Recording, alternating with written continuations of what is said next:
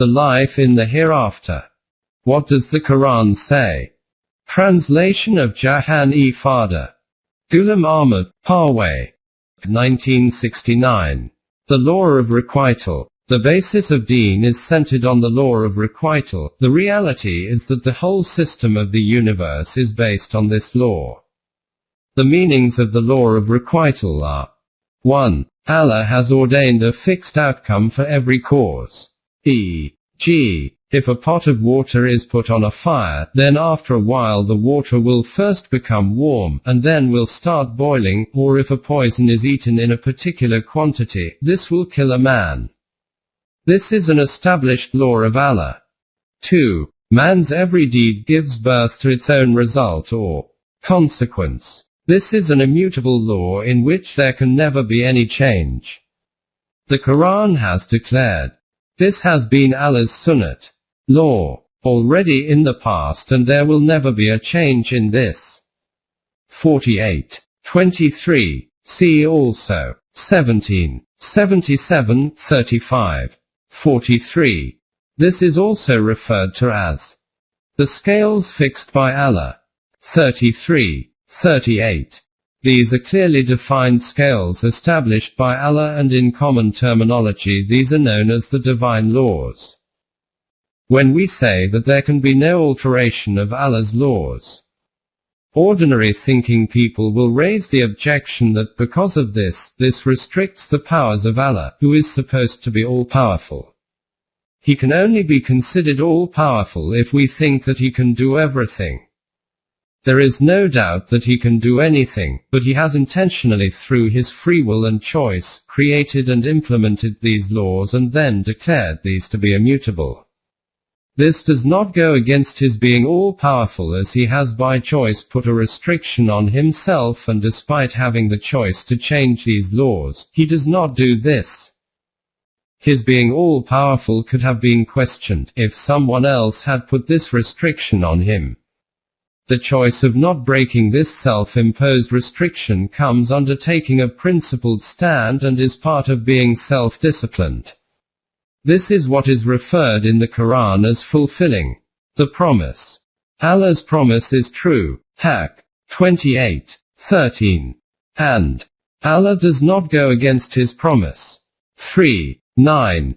At some other places, he has also referred to these self-imposed restrictions in different contexts. E.g., he has inscribed for himself the rule of mercy. 6:12. Thus it is fitting on our part that we should deliver those who are mu'mineen. 10:103.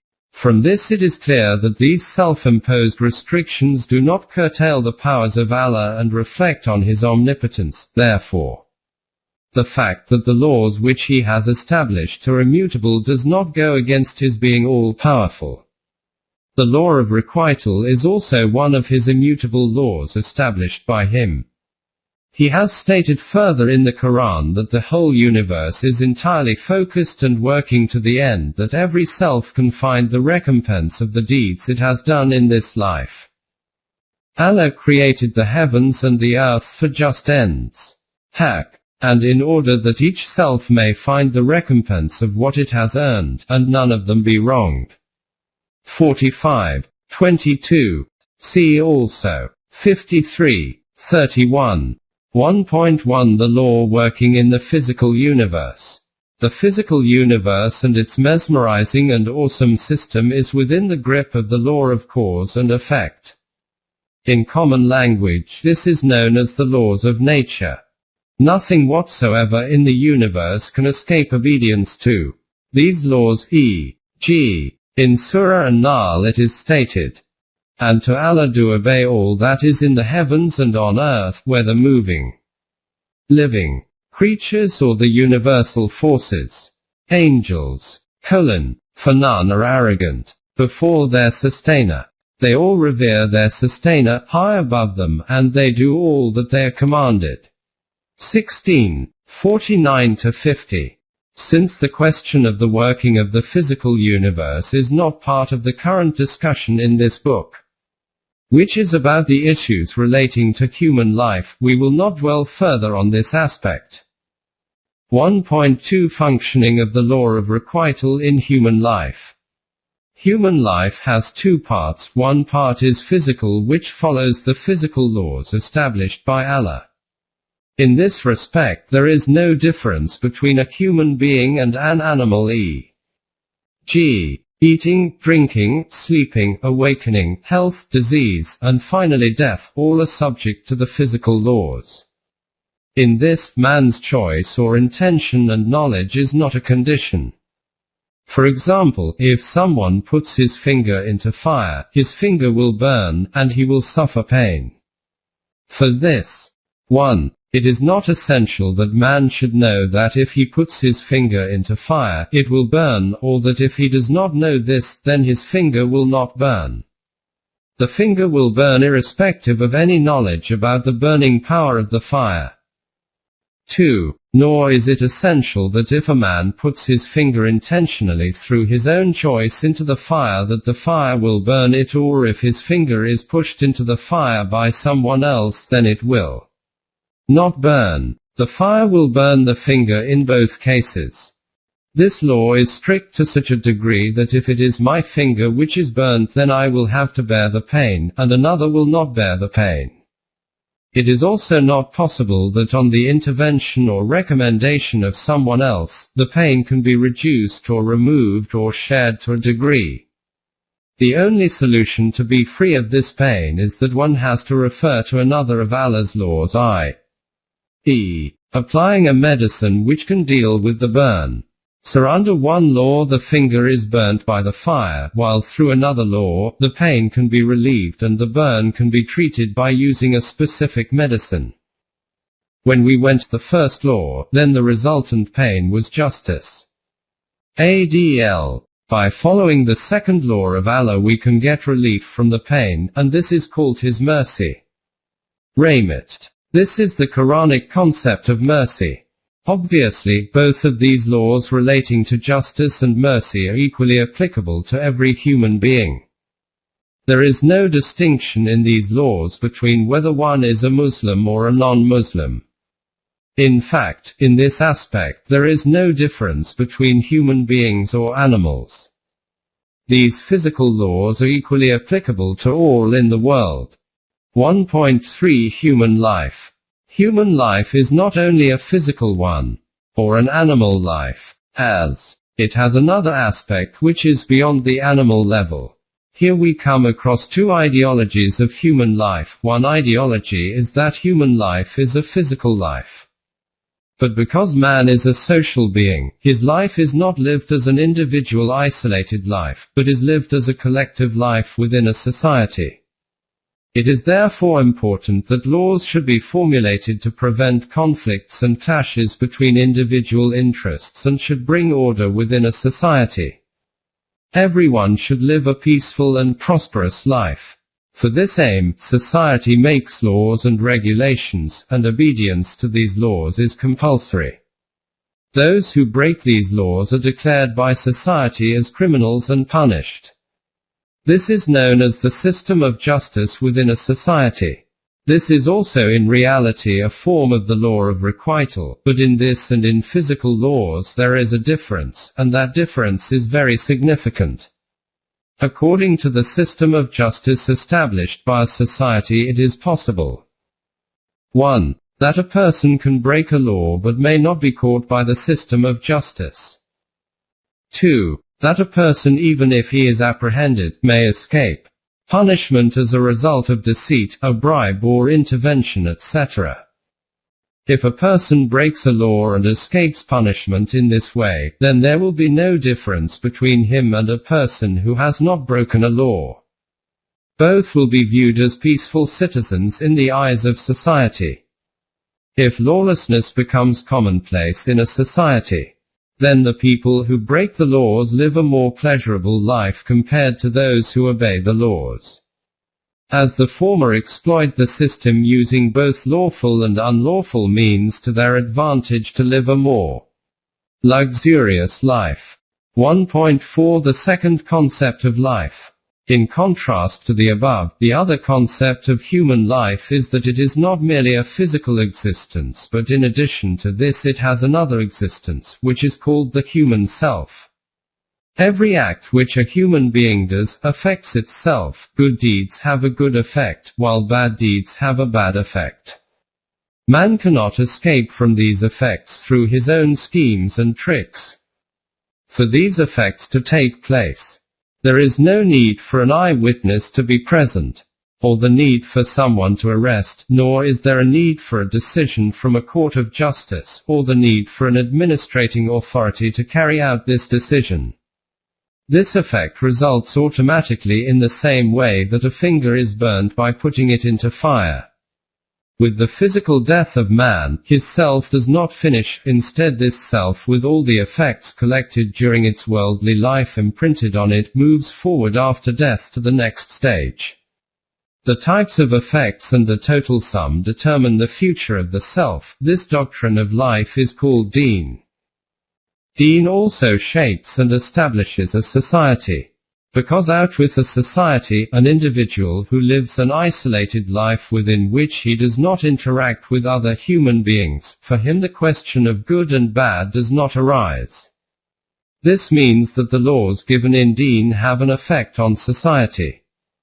These laws, however, do not only have an effect on the society but also on the self of individuals who obey these laws or go against them.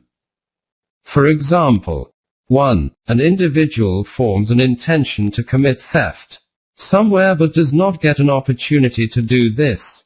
This individual will not be declared a criminal according to the system of justice of a society. However, there will be a result of this intention of his in that it will leave an effect on his self. 2. If the same person succeeds in carrying out a robbery but is not caught, or otherwise escapes punishment from the system of justice of the society, then though he may not get punished as per the laws of the society, this action of his will however have an impact on his self. 3. If the same individual is caught and punished according to the laws of the society, then after he has served his time, he will no longer be considered a criminal by the society. However, the effect this criminal activity has had on his self will not be absolved, despite being punished by society's laws. 4. The impact of the effect of his wrong action on his self can only be removed when he acts according to the divine laws, which are established for this purpose. 5. If he fails to remove the effects on his self, then these will remain part of his self and will be carried forward to the life in the hereafter. In this connection we need to understand two further important matters. Firstly, only those acts will affect the self about which the individual is aware that these were good deeds or bad deeds. If someone was not aware of this law, or his intellectual level is not sufficient to understand this law, then these deeds will not affect his self. Secondly, if he was forced to carry out an act and was unwilling, but could not avoid doing so, then this also will not affect his self. The Quran has clarified this point by stating, "On no self does Allah place a burden greater than it can bear. It gets every good that it earns, and it suffers every ill that it earns." 286.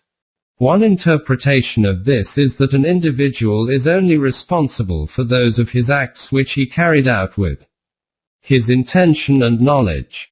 Now we come to the case of a society and nation states. One fundamental point we need to understand in this connection is that Deen is the name of harnessing the forces of nature and resources and using these for the good of mankind. These forces of nature can only be harnessed if the established physical laws created by Allah are followed. For the correct use of these resources, we will need those laws which relate to human life. We will call these the permanent values in order to differentiate them from the physical laws.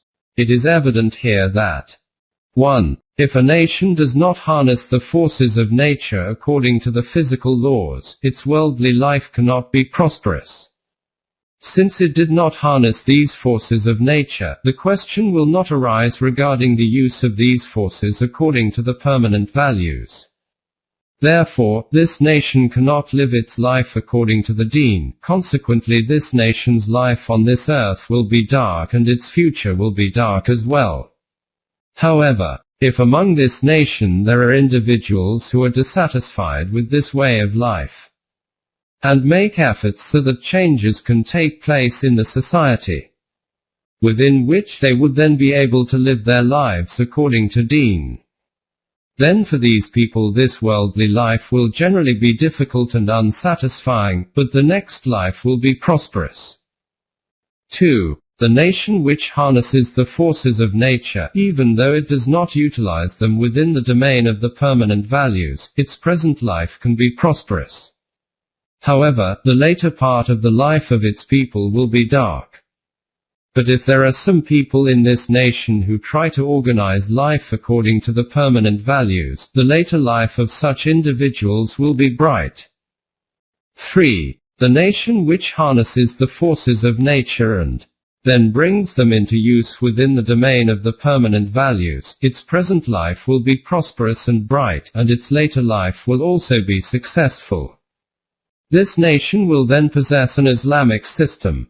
However, if some people among this nation are unhappy to live within this system, but continue to live under constraint, their later life will be dark.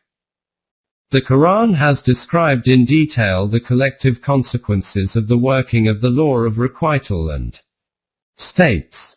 1. The nation which does not make use of the natural resources or forces of nature may live for a short time on its inherited wealth, but ultimately will be destroyed. 2. The nation which exploits the natural resources but does not use them within the remit of the permanent values will obtain the immediate benefits and pleasures of this life, but ultimately its system will weaken, decline, and be destroyed. The Quran terms this destruction as al-sarat, which means a great revulsion which takes place in the life of a nation. Such events have different forms e.g.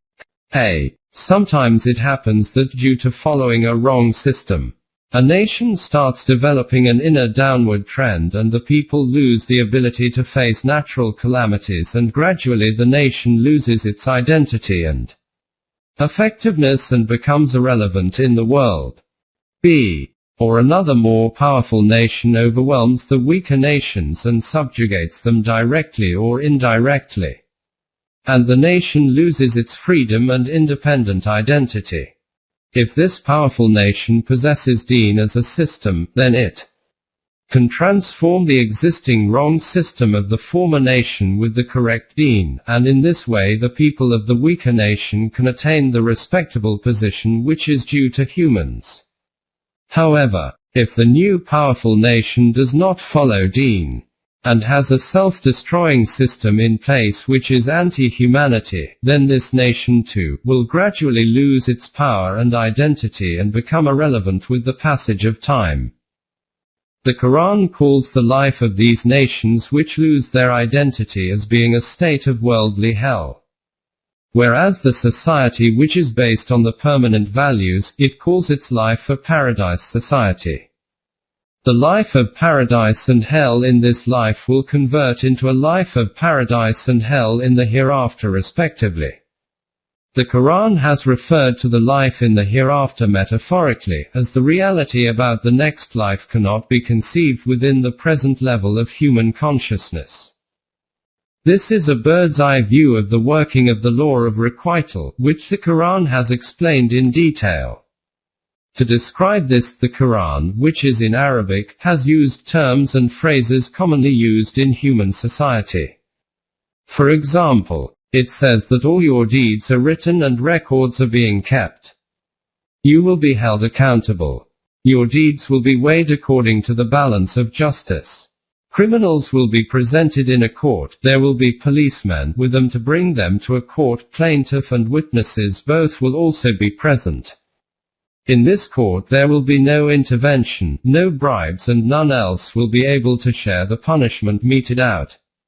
Similarly, the punishments which are referred to in hell are illustrated by examples based on the human world.